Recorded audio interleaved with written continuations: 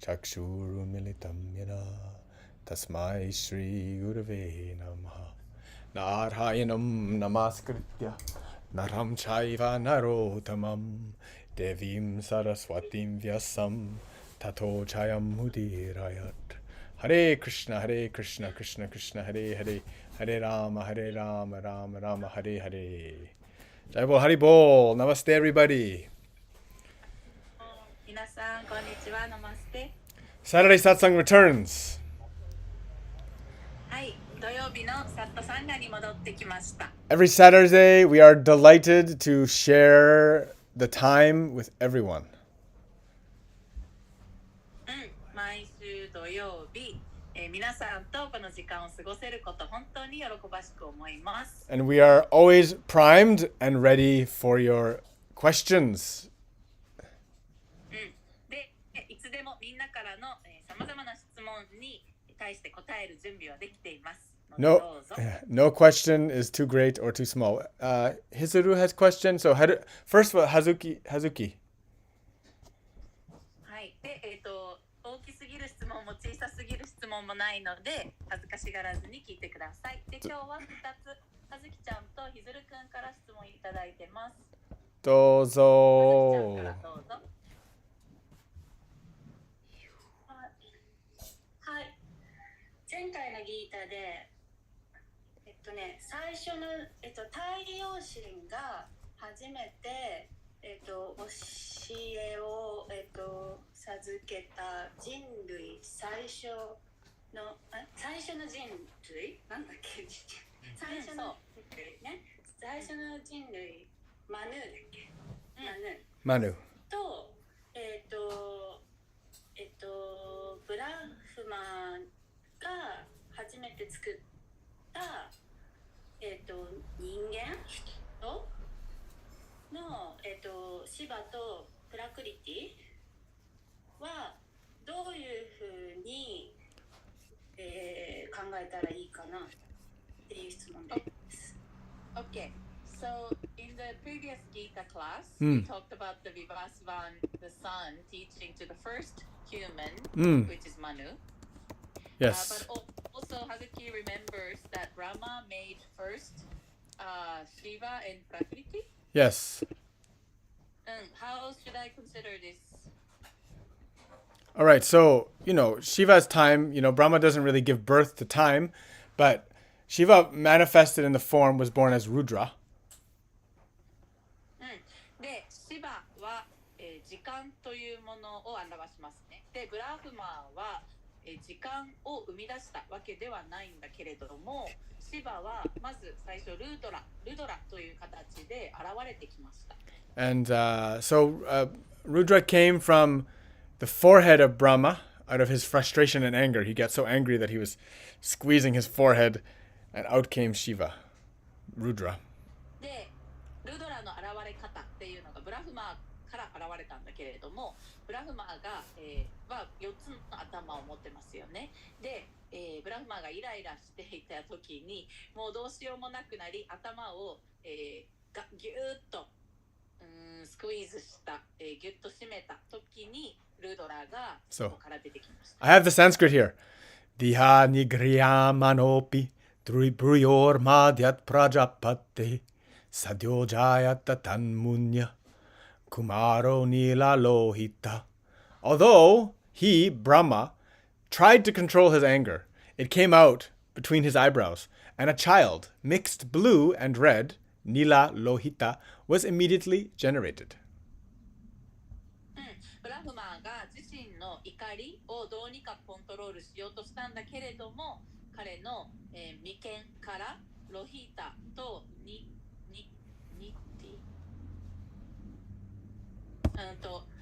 was it Lohita and what's that? Nila Lohita. ニラとロヒータ、青と赤の、色をしたものが眉間から出てきました。あ、子供かな? Did you say it's a child? Well, no, not really. He's unborn. So he wasn't born from Brahma. He manifested out of Brahma's anger. ブラフマーから生まれてきたというよりは、ブラフマーの怒りから、軽減した、現れた、登場したという感じです。Yeah, and he's beyond birth. で、それは、もう生まれるということを超えている存在です。Yes. What else can we say? Yeah, there's so many. Like I find so many references to this story. So yeah, Shiva manifested himself as Brahma's son, but he was called Rudra back then. で、シバの現れ方はブラフマの、息子として、ブラフマから現れたという形で、で、その時の現れた時の当初の名前というか、その呼ばれ方はルードラ。And then also it talks about how Rudra became split into two parts. で、ルードラは2つに分かれたと言われています。Yes. So he divided himself into one male, one female. で、1つは男性、1つは女性に分かれた。And then the male split into 11 different forms. で、男性の方が11個の、異なる形、姿と分かれた。Yeah. So that, and they're called the Rudras. で、それぞれをルードラと言います。Those are, they are, which are they? The names of the 11 Rudras are Manu, Mamasa, Mahan, Shiva, Ritudvaja, Ugaratis, Bhava, Kama, Vamadev, and Dritavrata. これが11個のルドラの名前です。And then the women split into 11 parts. They're called the Rudranis. で、女性の方も11の姿に分かれました。それはルドラニと言います。They are Dhivriti, Usana, Urna, Niyuta, Sarpish, Ila, Ambika, Iravati, Svada, and Diksha. はい、以上が11のルドラニの名前です。Yes. And then they started to reproduce, if I remember correctly. で、それぞれが、次の子孫を残し始めました。They're all fearful. They're all like kind of scary. みんなちょっと怖いような形をしています。Yeah. They're also later like attendants of Shiva. They're all like basically like how can we say manifestations of Shiva. それらみんなシバの現れです。Yes. Now, your question was about Manu? Yeah. Well, the correlation or the time order or like of Manu and also Shiva. So, okay, like time scale. Now the thing is also, when we're talking on this level, when we're talking about Shivas and things like this and Rudras, we're not necessarily talking about Earth. で、時間軸的に考えたりとか、しようとしても、まずこのシバとかルドラの、誕生というか現れの話をしているとき、これは地球上の話ではないんです。Yeah, because this could be happening in a higher loka. これは地球上よりも高次のロカ惑星で起こっている話かもしれないね。So, but if we're to understand that Rudra was before he started creating mind-born children, like originally he created what were called mind-born children, Manu's Swayambhu Manu. So they are born of his thoughts. Brahma's thought. Yeah, or his mind, his mantras, ne? で、ブラマは自分のマインドから、思考から人々を生み出したとも言われています。Yes. So if we understand it that way, this all, you know, in this chapter of Bhagavad Gita, we're going to start talking about the yugas, right? Satya Yuga, Treta Yuga, Dwapara Yuga, Kali Yuga. で、今読んでるギータがちょうどこれからユガ、時代の話をし始めますね。And all of these apply to the Manvantaras, which are all ages of Manu. で、そのユガっていうのはマンバンターラっていう時の大きな周期の中の話の区分ですよね。それはマヌー軸、マヌーがその中で生きてきている軸の時間軸かな。 And where we are now, we're in like the 6th or 7th Manvantara. I think it's the 7th Manvantara, 6th maybe. And every time a Manvantara happens, a new Manu comes. So it's like the human race gets exterminated and then remade. で、このマンバンターラっていう周期は、人類が、誕生し、そして人類が、絶滅するのが一周期1万バンターラになるので、私たちは、6か7個目のマンバンターラを今生きています。Yeah. なので、マンバンターラが1個終わり、新しいマンバンターラが始まると、また新しい人類、マヌーが、また新しいマヌーが現れるわけです。Yeah. So and then each of these Manus, like from him, broke into many lineages. で、それぞれのマヌー、その時のマヌーから、いろんな流派っていうのがまた生まれてくるわけですね。Yes. And if we are to I recently came, like I was telling Junko before the class, we recently came across a little bit of information, which something the Ramayana always mentions that Rama was the king of the whole world, not just India. で、クラスが始まる前に純子に言ってたんだけれども、ラマヤナっていう物語、の中でラーマ王っていうのは、インドの王だったわけじゃなくて世界全体の王だったっていうふうに歴史上ねという話が、出てきていますというかそういうふうに語られています。Yes. And then in that time, there's a whole bunch of modern Vedic scholars that are tying that actually Lanka is not Sri Lanka. All of these things are not just in India. They're actually South America. They have evidence to show that all these things are actually international, global, spanning the whole globe, Chikyu no Chushin, if you believe in it.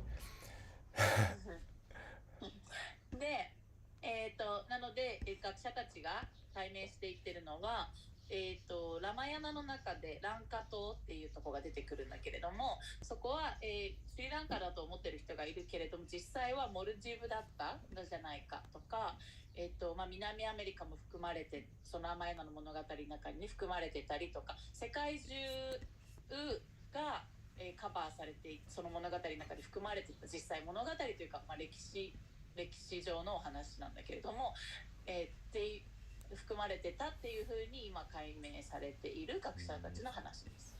Yes. So, yes.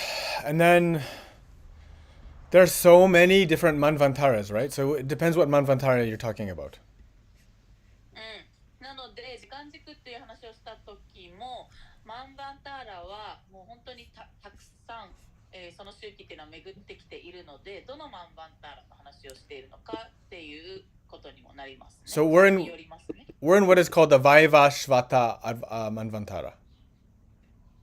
私たちが今いるのはバイバーシュバターラマンバンターラ。Yeah, so Vaivashvata Manu is totally different than Swayambhu Manu is the original one. なので今回のマンバンターラの、マヌーと、前回のてか一番最初のマンバンターラ周期のマヌーは全然違うわけです。So for example, Swayambhu Manu, let's go look at Swayambhu Manu. All right. So he's the original. Swayambhu means like self-born. で一番最初のマヌーはスワヤンブマヌーといって、the original 一番最初のという意味です。But he's what is called a Manasputra, so he's the mind-born son of Brahma.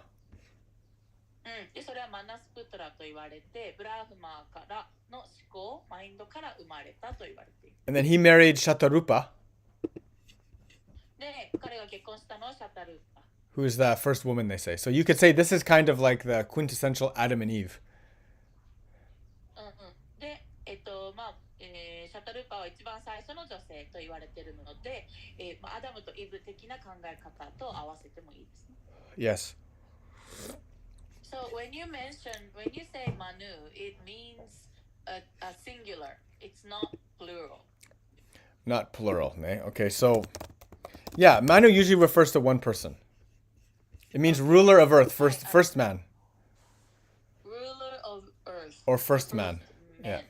First man. はい、マヌーって言ったとき、それは私は複数を指すんですか、単数を指すんですか。大体単数、一人を指します。で、マヌーの意味は、地球上を、司るもの、または最初の人間、人、最初の人、一人単数。It also means the lawgiver of the humans. So, like the Manusmriti is giving all of the codes of conduct.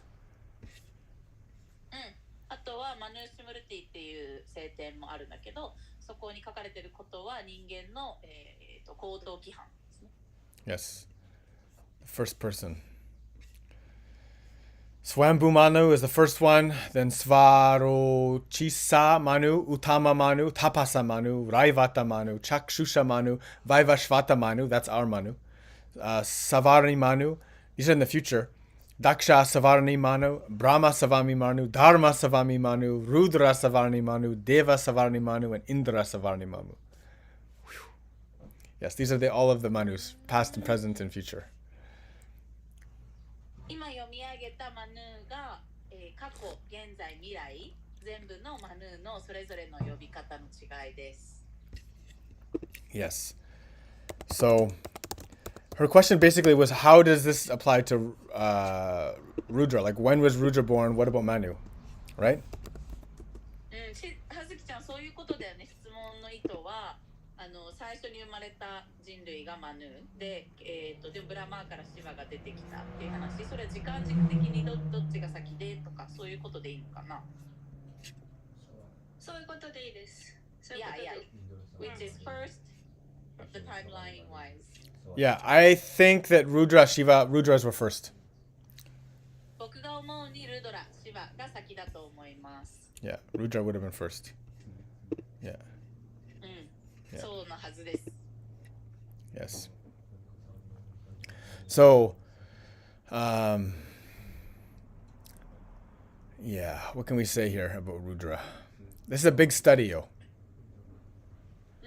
まあすごくここに入っていくと深い勉強になっていきます。If we start going into Rudra, this whole class will be just about Rudra. ルドラについて、学び始めると、今日のクラスは全部ルドラになります。Yeah. I promise we can do this in a specialized satsang. We can do.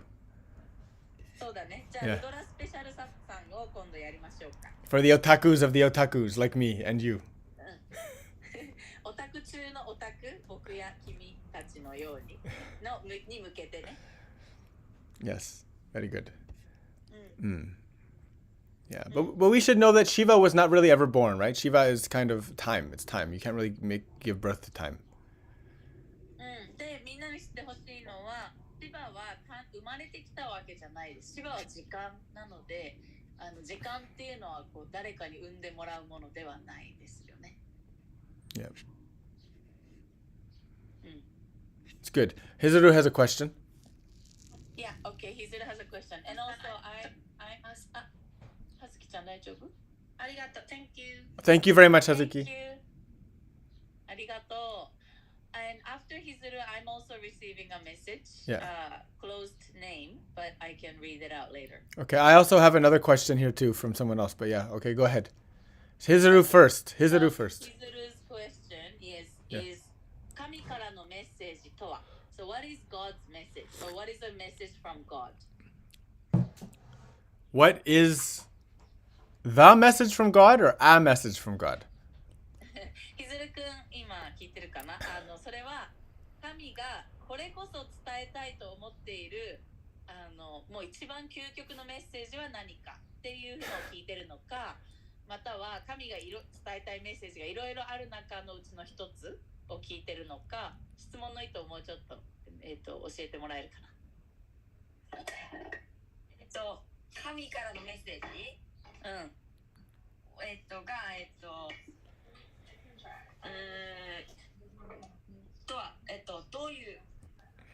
どういうやり方で伝えてくれるとか、その伝えたいことが何かとか定まっている。OK。聞いてみるね。Haribo. So how does God tell you the message? And also, is it like a certain message that God wants to give us? Like, is it oh, is it like an absolute message always the same? Or No, it's not always the same. It's not always the same. How does it happen? You know. はい。で、まずね、お答えとしては、定まっているかどうかっていうことに関しては、そんなことはありません。いつも同じメッセージっていうわけでもないです。You know. で、どういうふうに神が伝えてくれるかっていうのは、自分でわかると思います。Trust me, you'll know. 神からのメッセージをいただいたときは自分で気づけるはずです。Yeah. これが神からだなって。じゃあ、神からのメッセージとその他のことの違いはもうすぐにわかるってこと。So does it mean that you can identify a message coming from God and a message coming from something else? Is it clear, easy to tell the difference? Such a thing is clear and easy to tell the difference. However, it's clear and easy, but the question is, and why we're confused all the time, is that we can't really differentiate between our desires sometimes. That's why actually God's always kind of talking to us all the time, in some form, in the reality around us, but we can't hear because we're self-absorbed. で、そうね、他のメッセージと神のメッセージの違いは実際はクリアで、違いは簡単に分かるはずなんだけれども、なんで私たちがその違いがね簡単にいつも見分けられないのかっていうと、自分たちの欲望の声を聞いてたりとか、自分のことばかり考えていたりとかするからで、実は神様は常に私たちに話しかけている、常にメッセージを伝えてくれてるんだ、いつもね伝えてくれてるんだけれども、自分のことばっかり考えてたり、自分の欲望の声を聞いてたりすると、神様の声が聞こえなくなる。はいはいはい。Yeah. Yes. That's a good answer. Any more is too much. これがちょうどいい答えかなと思います。Any more is too much. I see Jose has a question. He wrote something on Instagram which I can't read. Okay. Anna, is Jose there? Can he ask the question directly? ホゼ、質問直接してもらってもいいかな。Yeah. どうぞ。Here he comes. 久しぶり、Jose. Yay. はい。そう。日本語で。大丈夫、どうぞ。質問は、皆さんが言っている高次元とは何なのかという質問で、物理学的な意味のその1次元、2次元、3次元、4次元とか最大14次元だったかなまであると思うんですけど、その次元に思考的につながるという意味のことなのか、あるいはまたなんか神様の次元につながるのかという。はい、ありがとうございます。So his question Yeah. is, when you talk in yoga, Yes. when you talk about the higher I can't say this word, higher realm. Loka, hi Loka. No, not loka, but more like the higher Realm. Yeah. Say it again, Junko. Say it again. Oh, please don't do that. Higher Realm. realm. Higher realm, yes. Yeah, higher realm. Okay. I never say higher realm, but okay, Loka. Go ahead. In physics, Yes. I think they have a category from the one, the first, first, second, third, up Oh, to 14. First dimension, second dimension, third dimension, fourth dimension, fifth dimension. Yes. Yeah, up to 14, Yes. if I remember correctly, Jose says. So far. So far. 今のところ14今のところね。今のところ。The scientists say. So when you talk about higher realm or higher 今のところ。 consciousness in yoga, does that mean you access to that kind of dimension, or are you talking about something holy and saintly, godly, something different? Okay, so it's a good topic. Now, the scientists do identify and recognize that our sensual reality is only picking up like a trillionth of the reality. Like our senses can only pick up just 0.0000, like a trillion zeros of all of the information. で、いい質問ですね。今科学者たちも言っている通り、私たちのこの五感とか感覚っていうのは実際の現実の何兆分の1しか認識キャッチできていないって言っています。So our reality that we see now around us, it's just a sliver of what there is. なので私たちがこうやって見回して、私たちが認識できるこの現実っていうのは実際の現実のもう本当にごくごくごくごくごく一部でしかない。Now, when we're talking transcendental, this is different. When we're talking higher lokas, maybe these scientists have identified something that we could call higher lokas. Maybe. I don't know exactly the science. で、ヨガの中でもその工事のって話すときに、今のウェイロンの言うことだと2つに分かれていて、1つは higher loka っていうとき、これは工事の天体っていうんだけど、天体はそのお天道様の天に体は体ね。で、それは工事の惑星とかも言うね。で、これはもしかしたら科学者たちももしかしたら解明している部分かもしれなくって、なんだけれどもトランゼンデントっていう時、これはもう一つの工事の話をしている時で、その直訳は超越的なって超越をしているっていう意味なんだけれども、こっちはまた別のトピックになります。Yeah, because the scientists, they're using the instruments through the senses. Everything is looking out in science. 科学っていうのは、言っても私たちのこの感覚っていうものを使って、つまり外側にあるものというのを科学していくよね。それを勉強のマテリアル対象として、解いていってますよね。So they'll never be able to truly identify the transcendental because the only machine we have for that is our own consciousness. で、超越トランセンデント超越っていうしているというところを科学で解明するっていうのは永遠に不可能なわけです。というのは、私たちがその超越しているものに対してアクセスできる、そこと交流できるのは私たちの意識だけ、私たちの内側にある意識だけだからです。Yeah. So through the instruments, yeah, maybe it's possible they could see a higher loka. I wouldn't know. I don't know how far science can reach. で、その higher loka で工事の天体、工事の惑星とかって言ったときに、ヨガの哲学の中では例えばね、今世ですごく徳を積んだりとかすると次工事の惑星に生まれ変わってそこでは何千年も生きられてずっと幸せの、美味しい食べ物と全ての欲望が満たされるみたいなそういう惑星があるとかって言われるんだけれども、そういう次元においてはもしかしたら科学者も解明できるかもしれない。だけれど、僕は科学そこまでエキスパートではないのでわからないけれども、それはできるかもしれないですね。Does that make sense? Does that make sense? Yeah. それとその超越っていうところの違いは意味はどうかな、わかりますか？ Yeah. The transcendental reality, like where God is. I mean, God's everywhere, of course.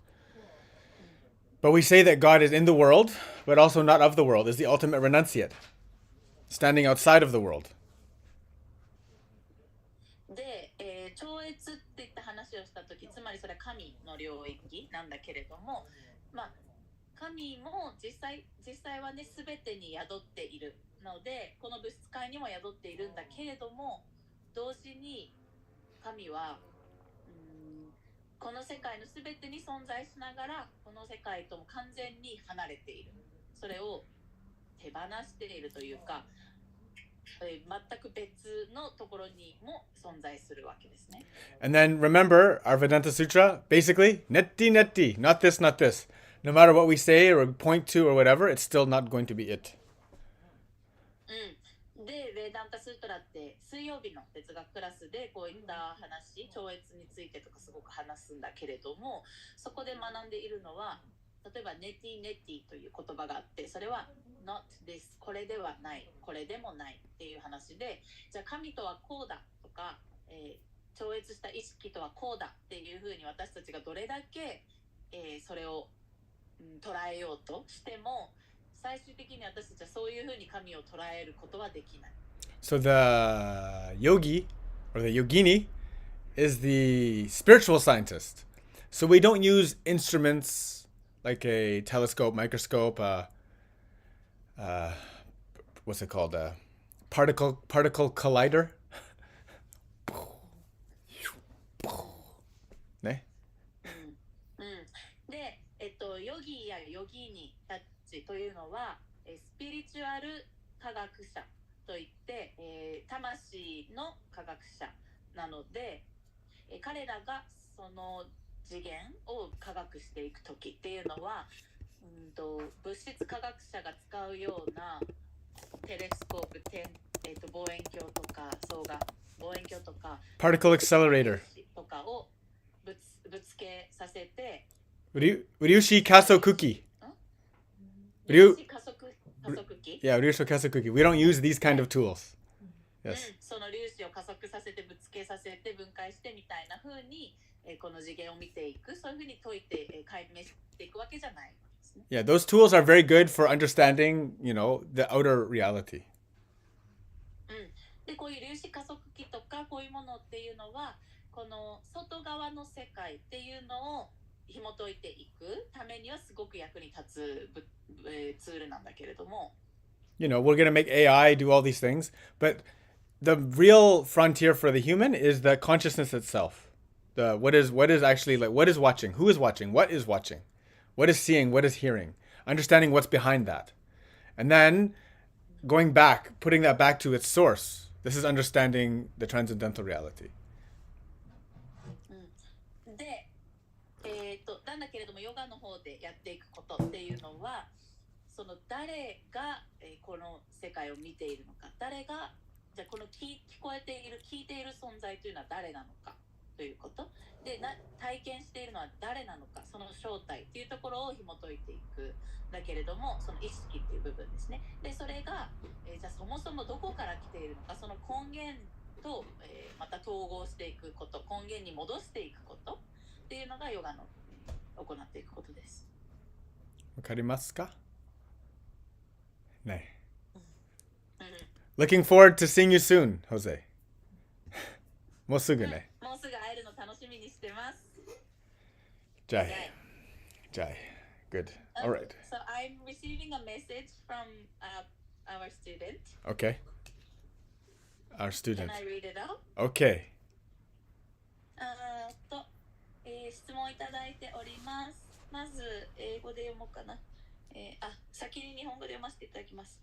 家族からの精神的な攻撃、例えば過去のある行動を責められたり、あなたはいいよねとか、自分の育った環境と比べられたりとかに私も反応して激情したり、どうしても感情が不安定になってしまいます。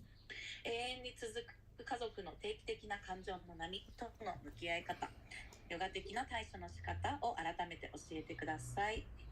Translate now. Okay. So I receive mental like a mental violence from family member. はい。 Close family member. はい。For example, like they would blame for my past action. Shaming. Or shaming, yes. Or they would compare how they grew up and how I was brought up, and they say, "Oh, you're much better." Yeah. Self-shaming. So that kind of comparison and envy, and also so from those mental attacks, I react and it's very difficult to keep calm. Mm. My emotion also gets upset, anger. I'm not stable by those violences. Yeah. And but this is a close family member, and this will, we have to keep the relationship.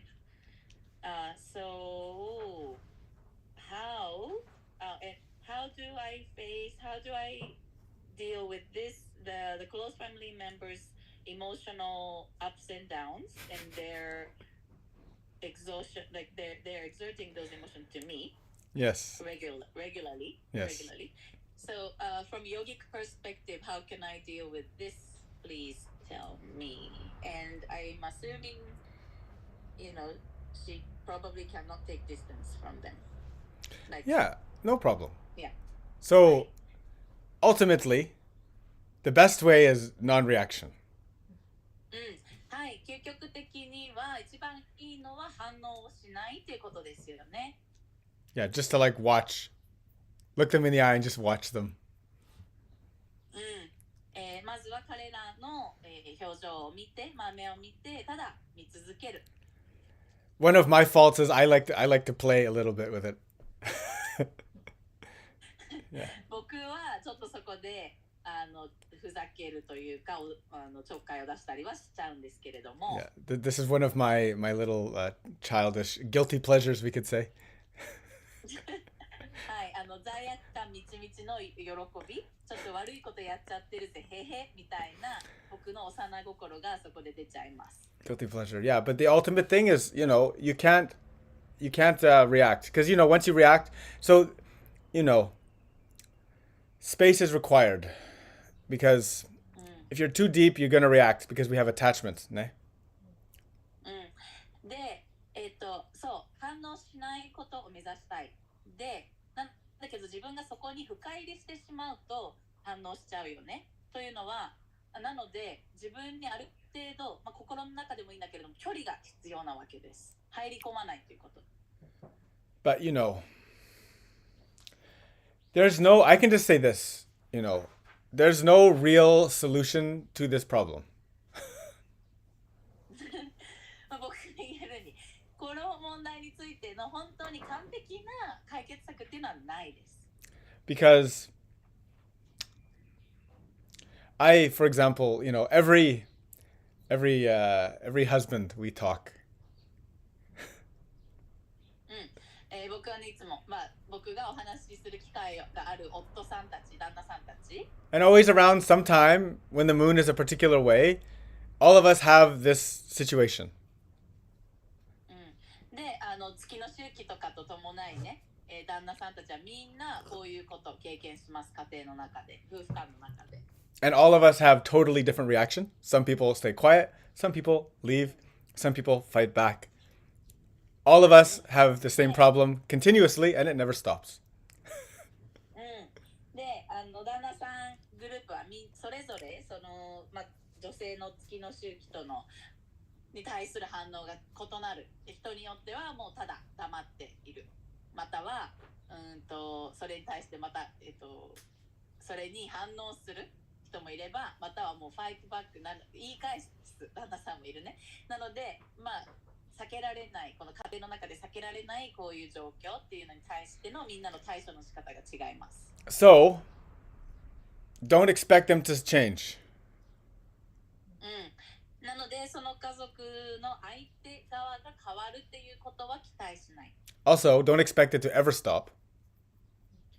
しかもこれが終わればいいなとか、いつか終わるだろうっていうことも期待しない。The only solution is to make yourself so patient and calm and equanimous and stable that you're expecting it in one sense to get worse and even more horrible times 1,000. で、自分ができることっていうのは唯一自分自身がもっともっと落ち着く。で、平静を保つ。忍耐強くなる。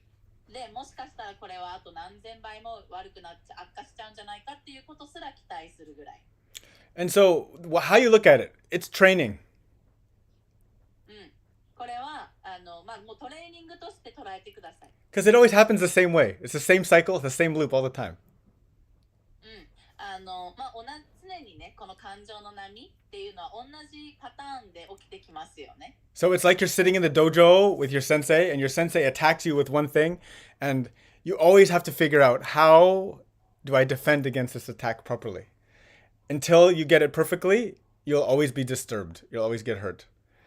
When you're good, that's when you no longer have any emotional effect inside.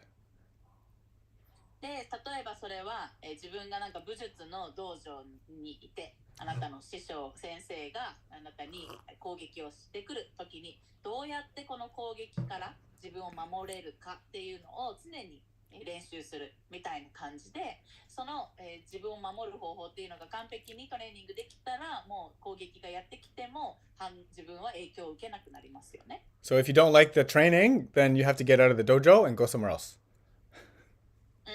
で、その、攻撃を受ける、そしてそこから自分を守るっていう訓練がもうしたくなかったら、もう道場を出るしかないよね。But as she said, she has to be there, so get better.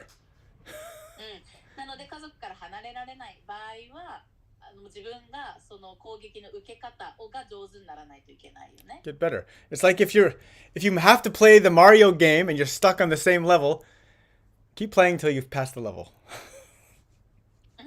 なのでマリオのゲームをしていて、その、レベルにずっととどまっていたら、負け続けるからとどまるわけなので、次のレベルに行けるようにトレーニングしないといけないんだよね。Yeah, How can she train then? Well, you need patience. はい、忍耐が必要ですね。You need simplicity. 実直さ、シンプルさが必要です。You need non-attachment. 執着しないこと。Okay? You need meditation. 瞑想。You need sadhana and prayer and all of the things we do all the time. サーダナもし、お祈りもし、私たちが行っているすべてのプラクティスを実践していくこと。And you need to learn how to control your tongue. Important. 自分の舌、自分の口をコントロール、制御すること、これも学びました。And it's interesting how we weren't like we can close our eyes, but we can't close our ears. で、目は閉じれないけど耳は閉じれますよね。So it kind of means we're always meant to hear these things. So this is always testing our attachment all the time. ごめん、私反対のこと言っちゃったね。目は閉じれるけど耳は閉じれないっていうことは、聞きながら、Come on, そういう Junko. 言葉を聞きながらも、sorry, but anyway, そういうことを聞きながらも、そういったものに対して、つまり耳から入ってくるのは避けられない。で、その避けられないものに対してどう私たちが、向き合っていくかというか、それが試されてるよね。Yeah. Yeah. It's a daily training. 毎日やらざるを得ないトレーニングだね。When Krishna 重ねていくもの。when Krishna says us to remember me and fight, he really means it. クリシュナがね、僕のことを思い出してください。そして戦ってくださいって言っているのは本当に意味があって言ってるわけです。Yeah, it goes on. それはもう絶対に終わらない戦いだからね、私たちの人生の中で。So, if you must engage in warfare, you must be trained and well equipped.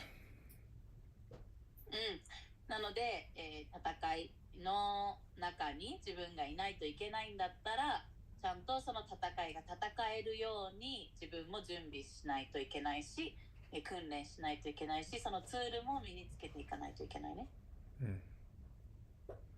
That's what we do every day, ね。そう、なので僕たちがやっている訓練っていうのはそれです。ヨガが教えてくれていることやサーダナを含めね。Yeah, don't worry. Just keep coming back to the dojo. You keep coming back. Sensei's there. He throws the same kick every day. でね、もう毎日その道場の現場には先生が同じように攻撃を仕掛けてきますよね。そういう蹴りを入れてきますよね。ただただ毎日そこに戻ってきてください。And then when you learn how to deal with the maigeri, next is the mawashigeri.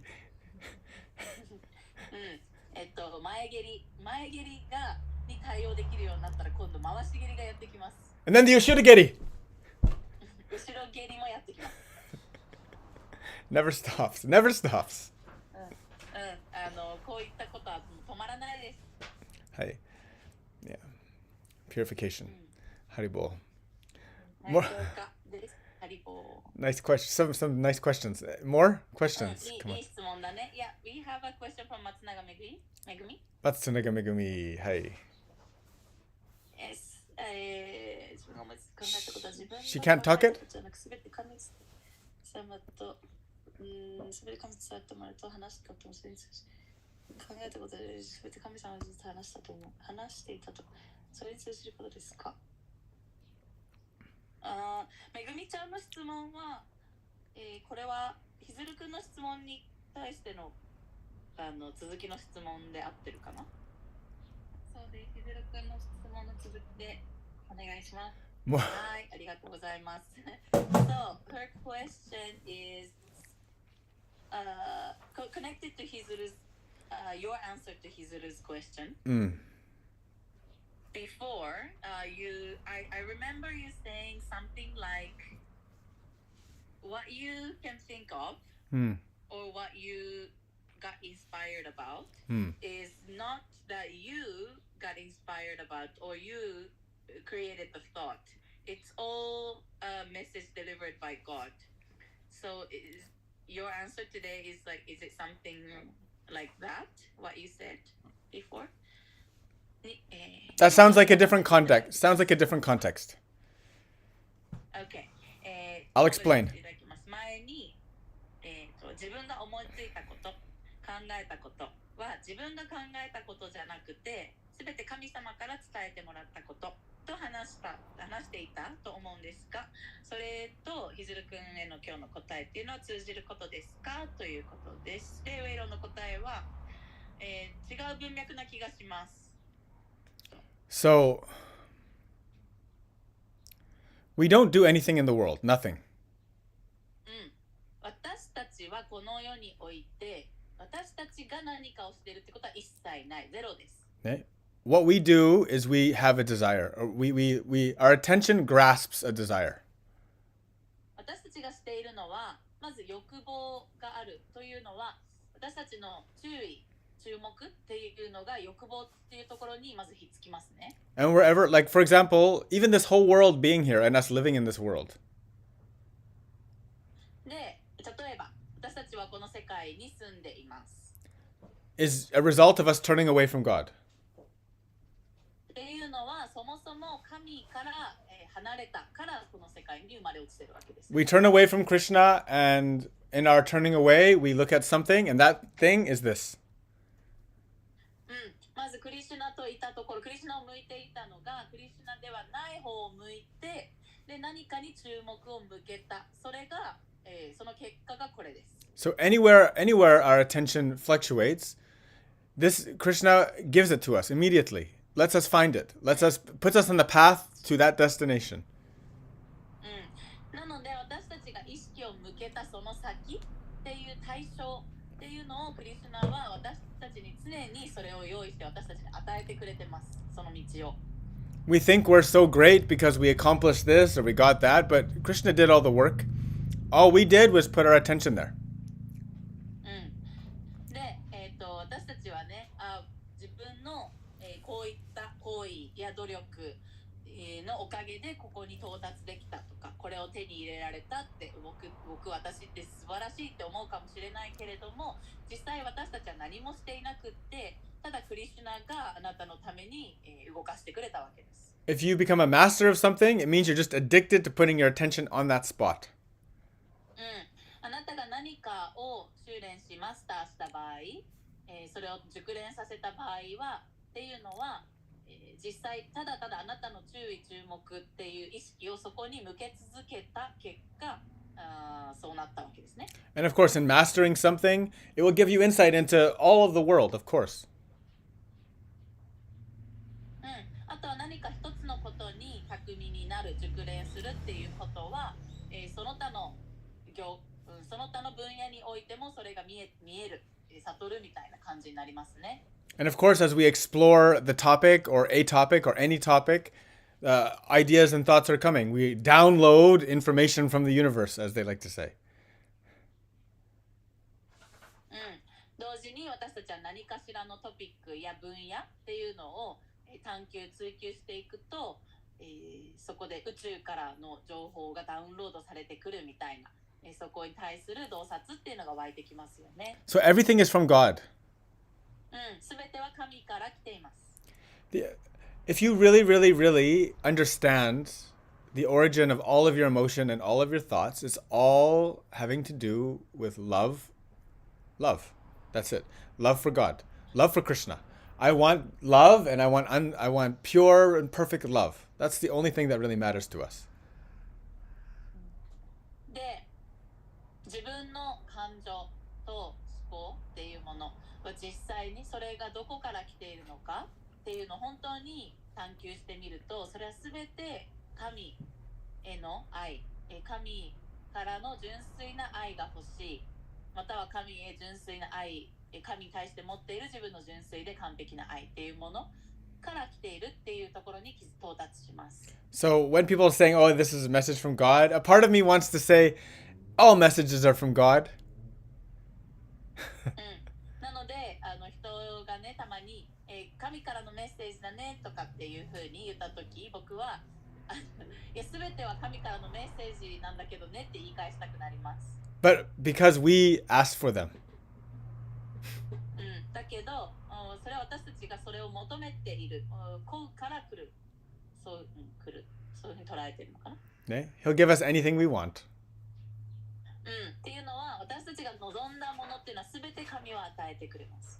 But the ultimate devotee doesn't ask what I want, doesn't ask Krishna for something. Ask Krishna, what do you want? でも真の献身者っていうのは、私はこれが欲しい、クリシュナからこれをもらいたいとは問わずにお願いせずに、クリシュナに対して何が欲しいですか、私は何ができますかと聞くのが真の献身者。The non-devotee says, what can you do for me? 献身者ではない人というのは、神様が自分にしてもらえることっていうのを考えるわけです。And then the devotee says, what can I do for you, Krishna?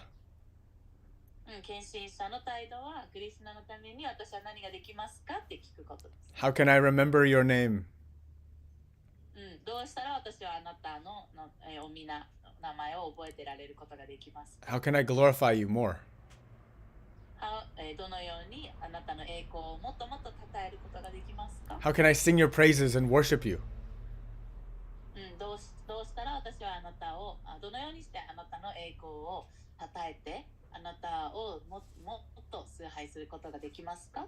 ね。So, ですね。and this is what we talked about. Those are the three devotional services: is remembering holy name, meditating on holy name, glorification of the Lord, and bhajan, worship. で、これは私たちが神を、崇拝する方法のうちの主要な3つでも、主要というか、の3つでもの行為であって、1つは神を覚えている、神の名前を覚えている、思い出すことっていうのは神の名前に、対して常に瞑想することと、神の栄光を称えることと、崇拝すること、バジャンですね。We should do all three. それはすべて行うべきです。We can remember the holy name doing anything. で、神の名前を覚えているっていうのは他に何をしながらでも同時進行でできますね。No problem, we can do that. But then how do we glorify? じゃあどうやって神の栄光を称えられるのか？ How do we glorify? How do we spread that glorification? その栄光を広めることはどうやったらできる？ And then worship. How do we sing and worship more and better and greater and make that our main occupation?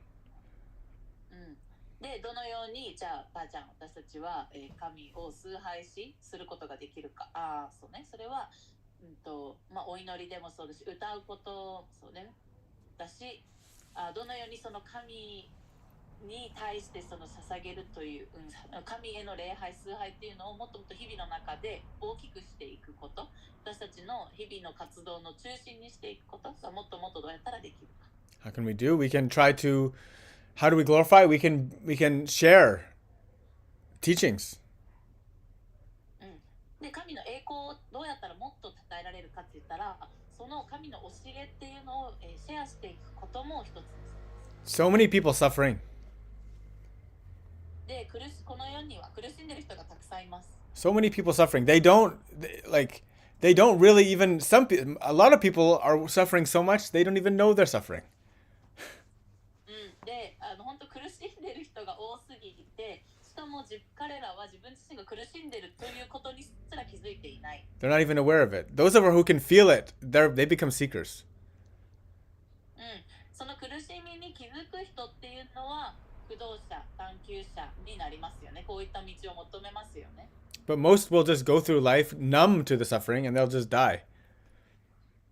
ほとんどの人っていうのはその苦しみに対してもう麻痺しちゃっていて、気づかずにその中で死んでいきます。Over and over. How many lifetimes?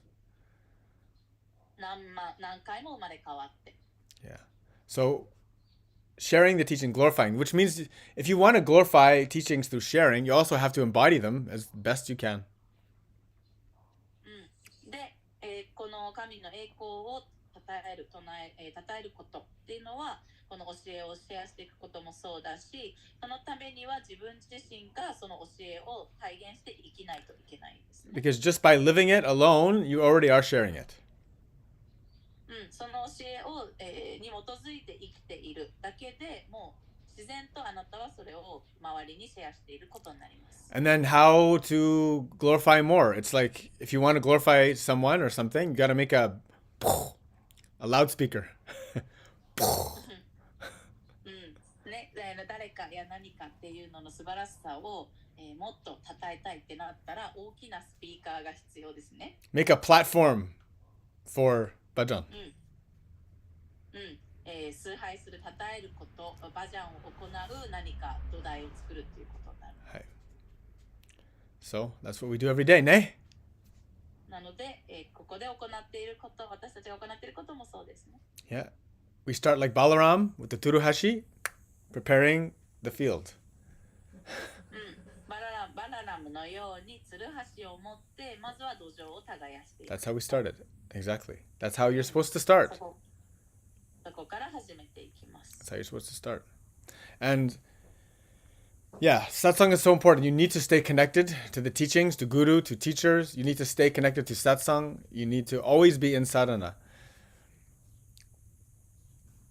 で、サットサンガと常につながっていること、先生、グル、この教えっていうのと離れずにずっと、そことつながっていることっていうのがすごく大切で、なのでサーダナとのつながり、常にサーダナをしているという状態に。Because one person by themselves is not strong. 一人だけでは強くは立てませんね。We need some wood hashi. If I had hashi here, one hashi, easy break. 僕がお箸1本しか持ってなかったら簡単にお箸は折れますが。I get 20 hashi, hard to break. 20本お箸を取られちゃうと簡単には折れないね。Very hard. You need to be strong together. It's the only way. すごいなので、共に一緒にいることで強くいられるわけです。Yeah. それしか道はないね。The modern world, the culture is basically everybody separating off, spreading off and by themselves. All these lone little hashis. And the devil just comes around and snaps all of them up. で、このね現代社会っていうのはもう邪悪な力っていうのが私たちをみんな分散させて一人一人の箸として、分けちゃうけれども、そうするともう簡単に折れちゃう。Yeah. You know, everybody is working because they want to be wealthy. みんなが働いているのはより豊かになりたいからですよね。Right? That's why. People working for money. They want to make money. They want to have money. They want to be rich. お金が欲しい、ね、もっとお金を増やしたい、リッチになりたい。But you'll never be rich if you don't work together.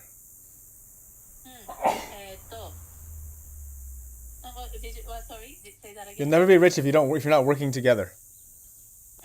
けれども人と共に、何かに向かって、働いていかない限り本当の意味で豊かにはなれないですね。Right? There's a funny story I heard. Some, in America, some strong Indian family is there. はい。Yeah. 面白いお話があります。And like, アメリカに、 yeah. あるインド人の家族が住んでいたんです。 And the son works at 7-Eleven and he's driving around a Lamborghini. で、息子はセブンイレブンで働いてるんだけれども、ランボルギーニという高級車を乗り回して。And it's like, how can you afford a Lamborghini? You work at 7-Eleven. で、ある人が聞きました。なんでセブンで働いてるのにランボルギーニが買えるの？ Actually, me and all my brothers and family and extended family, we all work in 7-Eleven, but we all put our money together and we have few Lamborghinis. というのは僕の家族も兄弟も親戚もみんなセブンで働いてるんだけれど、でみんなで、協力し合って何台かランボルギーニを買いました。Yeah. Together we can be very strong. If we put our attention, our resources, our treasures together, we become richer than kings and queens. なので共に、働く、共に何かに向かって、行いをしていくっていうことで、より豊かになって、いろいろなものがそこで起きてくる、手に入ってくるわけです。それで王様たちよりもリッチになれる。By ourselves, we struggle. けどそれぞれがそれぞれのところで個人でやっていると本当になかなか進まないですね。What more to say about devotion, which is way more precious than any gold? 献身っていうものはどんな黄金よりも貴重だっていうこと、それ以上には献身を説明しがたいですね。Ne? Satsang is like wakimizu.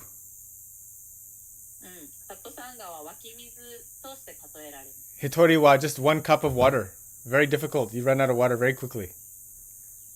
一人っていうのはもうコップに入った水のようなものですぐにそれがなくなっちゃう。はい。Haribo. ハリボー。 I have a question from Chikyu no Chushin Takashi here. はい、地球の中心たかしくんからの質問です。モーリシャス出身でドイツ在住のグルジパラマハンサヨガナンダの生まれ変わりと言っているパラマハンサビシュワナンダが来日していますが、来日してるんだね。キエサはみんな、グルジを崇拝しています。ウェイロンジは現存する人を崇拝することに対してどのように考えていますか？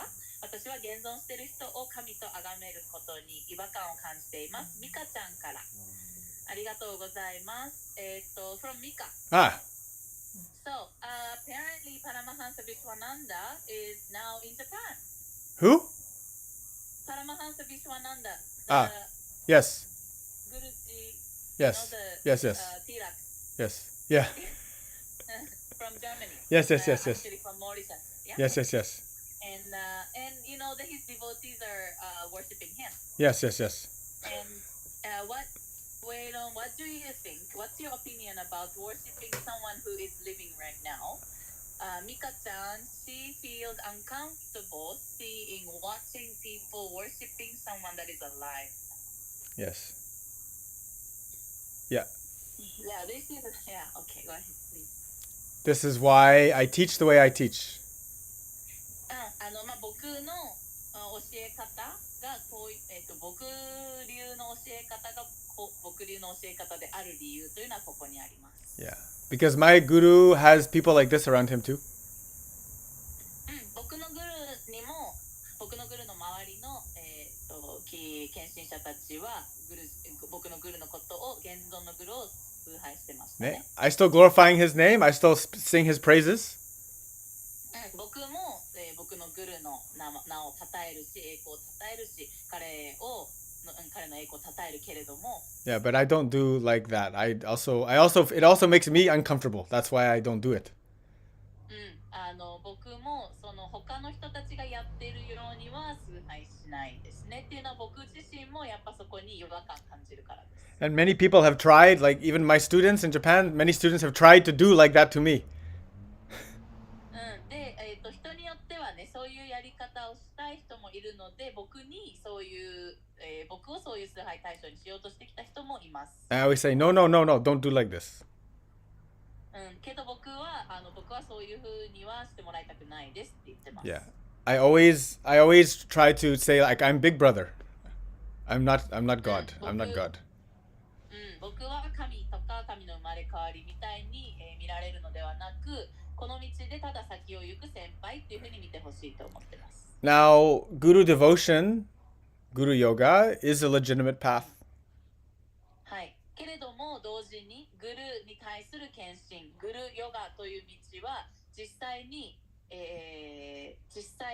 実証された道、きちんと伝統があり正しいとされている道です。 And many people want to surrender like this to someone. そしてこういったグルという存在に対して完全、崇拝サレンダーしたいという道を選ぶ人もたくさんいます。 And then for some guru, maybe there is an uncorruptible guru that is deserving of this and can handle this. Maybe it's possible. でグルによってはその人によっては実際にこういった立場というのをきちんとこの立場で振る舞える人という、それに値する存在腐敗していない、人間というグルも存在するかもしれないですね。 And certainly when I see him, I'm like, man, that guy's got a lot of money. It works if you choose that way. で僕も、そういった、崇拝され方をしているグルたちを見るとやはりそういう崇拝の仕方というのを、推奨するとたくさんお金が入ってくるので本当にそうするとたくさんお金が入ってくることでできることも増えるわけですよね。 Now, usually they all このシステムっていうのは実際に、うまくいくんだなっていうのを理解できます。 usually they also ask their devotees to give them like 70% of all of their money that they make. で、そういうやり方で、行うと献身者に対して、自分の収入の 70% を寄付してくださいなどというふうに、推奨するところもあります。 And in that sense, it can be good. I understand it because, for example, what I said about the one chopstick thing, right? でもちろんそういったやり方が存在するそして機能するっていう意味もきちんと理解できますね。というのはさっき言ったように箸一本じゃ何もできないっていう話で何十本も共に同じ目的のために歩むということで強くなれるからです。 It makes sense if a devotee is being cared for, if the guru is taking care of the devotee, and like they have a place to sleep and a place to eat, and they have everything for them, then it makes complete sense. It's a system that works. This is kind of like traditional ashram system. でグルがきちんと献身者を面倒を見る、泊まるところや食べ物などを提供して、共に働いていくっていうのは伝統的なアシュラムスタイルでありで献身者たちも生活ができていくので、Right? 同時に生活が面倒見られてるから献身もできる For some できるっていうことで古来から機能してきた伝統的なやり方です。 for some people, this is kind of an ideal situation. They love it. Everything's taken care of. They don't have to think of anything.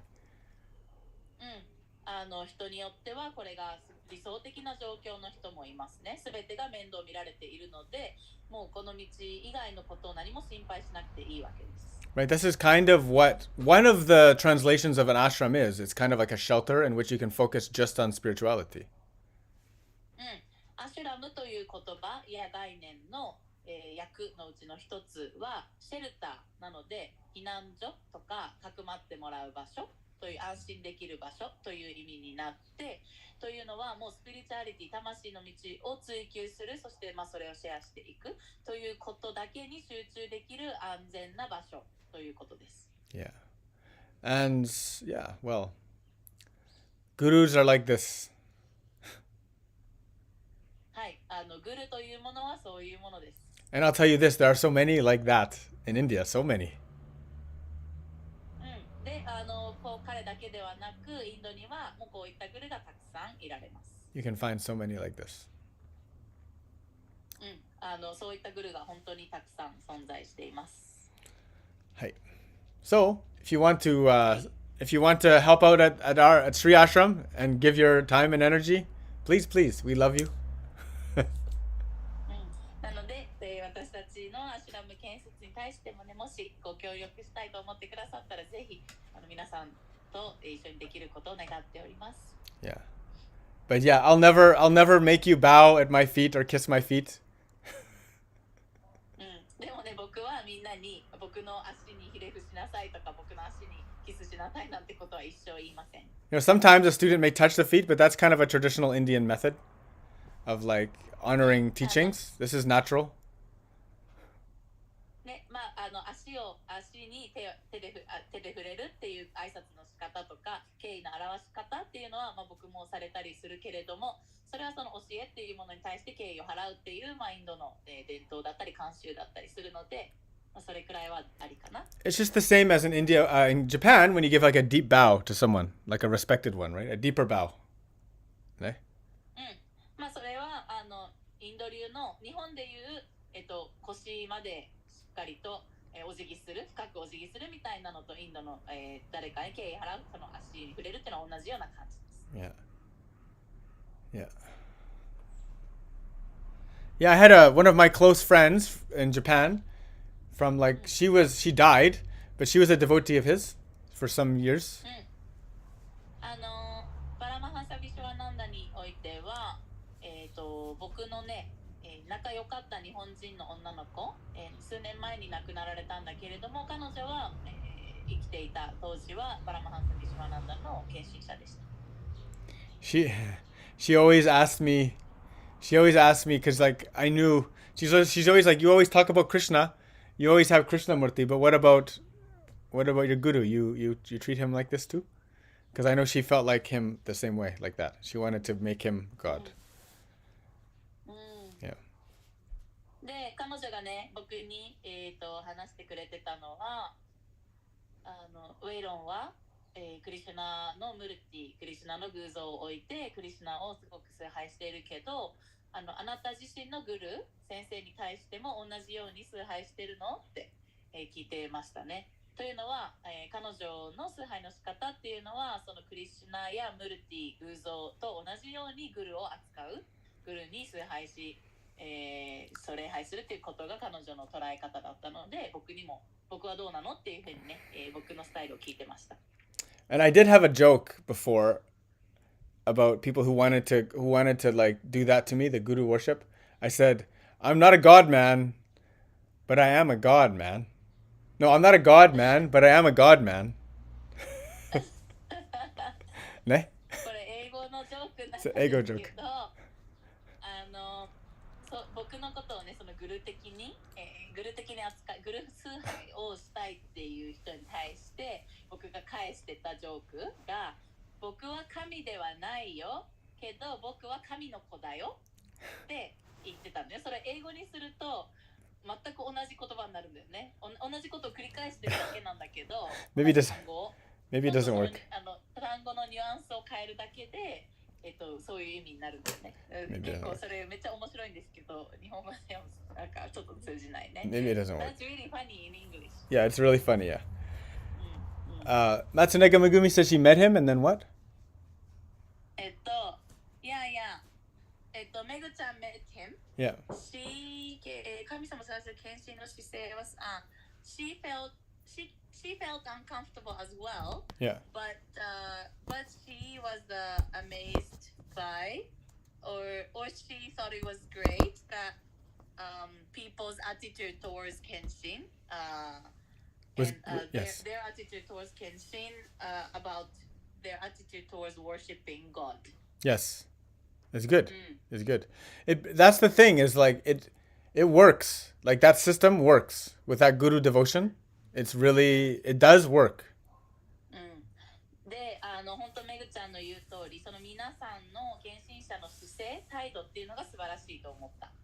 違和感は感じたけれどもっていうことで、本当めぐちゃんの言う通り、そのグルジを先生を崇拝するっていうこと、それ献身の対象として崇拝するっていうことは本当にシステムとして機能するやり方なわけですね。はい。Yes, their Sangha is super strong, and so that's why a lot is happening. That's why they can make many things happen. Yes. Mostly because they have money. Because of this system. It's money. It's the people who are devotees surrender, and then they also give their money, and then things move very fast like this. Right. Yes. 私も彼のムーブメントを拝見させてもらってるんだけれども、それだけやっぱりグル崇拝があるとものすごくサンガがストロングに強くなるね、結束して同時に献身者たちも本当に神のようにグルを崇拝しているということはそれだけ注ぐわけです。それは力もエネルギーも注ぐしお金も注ぐから物事がどんどん速いスピードで起きていく。で彼らのティーチングもシェアしていけるっていうのは、Yes. そういうシステムだねやっぱり。Yes. Yes. はい、ハリボー。ハリボー。Funny comment from Takashi. So, more questions? はい、質問他にありますか